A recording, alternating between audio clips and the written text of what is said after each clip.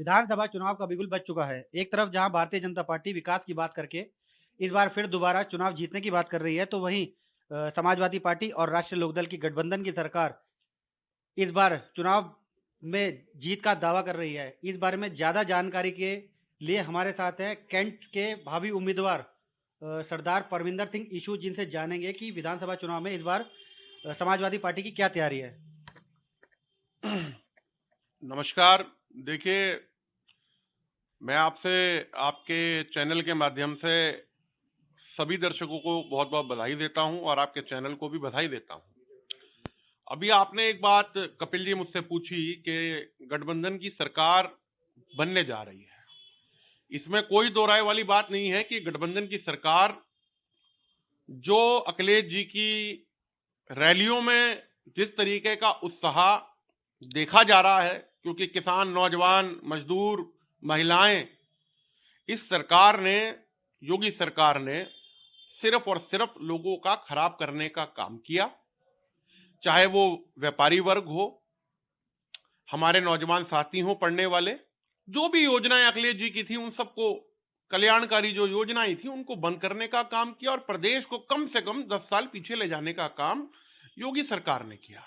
मैं आपसे एक बात पूछना चाहता हूं, विकास के बहुत बड़े बड़े वादे इन लोगों के द्वारा किए जाते हैं।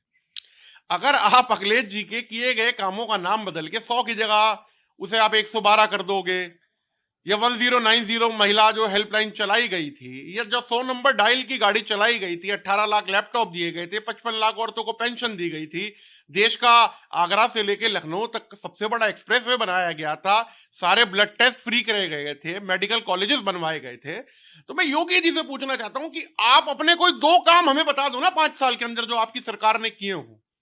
आपने सिर्फ दो ही काम किए, आपस में लड़वाना और पूंजीपतियों की मदद करना। और लखीमपुर खीरी के अंदर किसी से छिपा नहीं है मेरे भाइयों।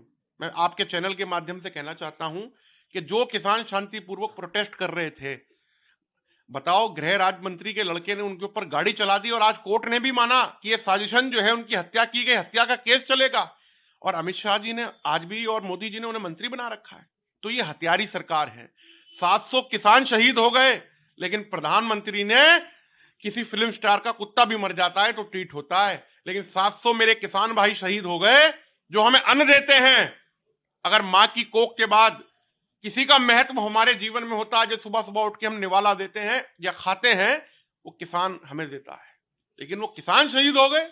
बताओ, प्रधानमंत्री ने कुछ कहा उनके दुख के लिए? चलिए चलिए और बात कर लेते हैं। विधानसभा चुनाव में इस बार गठबंधन यानी समाजवादी पार्टी का क्या एजेंडा है, क्योंकि लगातार ये विरोध करते आ रहे हैं कि इन्होंने युवाओं को रोजगार नहीं दिया, लगातार बेरोजगारी फैली है। अगर समाजवादी पार्टी की सरकार बनती है तो ये आगे क्या इनका कार्य होगा। देखिए, पहले तो मैं आपको एक बात बता दूं कि रोजगार के मामलों के लिए तो आप लोगों से कुछ छिपा नहीं कि जितने भी सरकारी पेपर होने वाले होते हैं, वो उसी दिन सुबह सुबह जो है क्यों लीक हो जाते हैं, और उसमें क्यों भाजपा का हाथ निकलता है, और भाजपा फिर उस पर क्या कार्रवाई करती है। अभी पिछला जो एग्जाम था, आप बताइए, उसका भी पेपर लीक हो गया। तो रोजगार देने की तो आप बात छोड़िए, जिस सरकार से पेपर नहीं करवाए जा रहे वो रोजगार क्या देंगे। देखिए, मैं एक बात हमेशा कहता हूं कि तेरी तालीम का जोर इतना,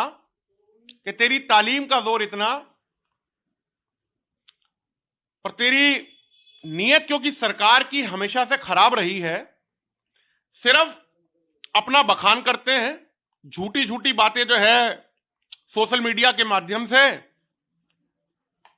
बताई जाती हैं। लेकिन आप मुझे बताएं ना, सरकार आंकड़ा देते, आज बेरोजगारी के अंदर हमारे देश का क्या रैंक है, सरकार आंकड़े जारी कर दे। सरकार हर चीज से भाग रही है, सिर्फ और सिर्फ लोगों को लड़ाया कैसे जाए। और सरकार की सिर्फ दो पॉलिसी सबसे अच्छी रही हैं, एक तो हम दो हमारे दो, अंबानी जी और अडानी जी, और एक पकोड़ा योजना और एक भगोड़ा योजना। अगर उसके अलावा कोई योजना सरकार की हो तो हमें सरकार बताए। समाजवादी पार्टी की सरकार बनेगी, ये दावा कर रहे हैं समाजवादी और गठबंधन के कार्यकर्ता। अगर सरकार बनती है तो युवाओं के लिए, देश की जनता के लिए क्या करेंगे, इस बारे में ज्यादा जानकारी की बात करेंगे ईशू जी से। देखिए कपिल जी, मैं एक बात आपसे कहना चाहता हूं कि जिस नेता को हम मानते हैं, जिस समाजवादी पार्टी के हम लोग कार्यकर्ता हैं, ये बात उनके लिए मैं बड़े, भले मेरा सीना जो है 65 इंच का ना हो, 45 का हो, लेकिन मैं बड़े गर्व से कहता हूं कि अखिलेश जी जो वादा करते हैं उसे निभाने का काम करते हैं। अखिलेश जी ने वादा किया है कि हम 300 यूनिट पहली कैबिनेट के अंदर फ्री कर देंगे। दूसरा वादा उनके द्वारा किया गया है कि 10 लाख नौकरियां हम लोग पहली कैबिनेट में देने का काम करेंगे। और तीसरी बात, उन्होंने कहा है कि जो महिलाओं के लिए हम भत्ता देते थे 500 रुपए महीना, उसको 3 गुना करने का काम समाजवादी पार्टी और गठबंधन की सरकार करने जा रही है पहली कैबिनेट में।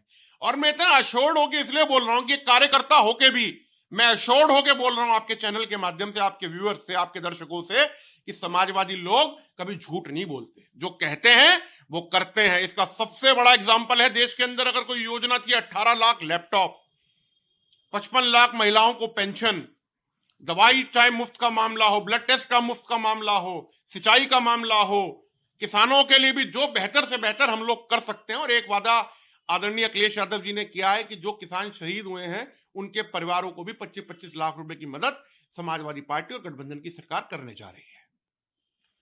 तो ये थे हमारे साथ समाजवादी पार्टी के संभावित उम्मीदवार सरदार परमिंदर सिंह ईशू, जिनका दावा है कि इस बार गठबंधन की सरकार बनेगी और अखिलेश यादव उत्तर प्रदेश के मुख्यमंत्री बनेंगे। मेरठ से डेली इंसाइडर के लिए कपिल सोनी की रिपोर्ट।